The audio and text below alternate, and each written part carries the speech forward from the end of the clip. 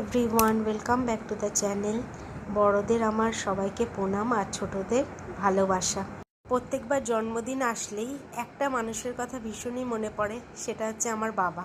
ভগবানকে সবসময়ই আমি আমার জন্মদিনের সময় বলি আর অন্য সময়ও বলি যে যেহেতু এই চারটে মানুষ ছাড়া আমি পৃথিবীতে জন্মগ্রহণই করতে পারতাম না।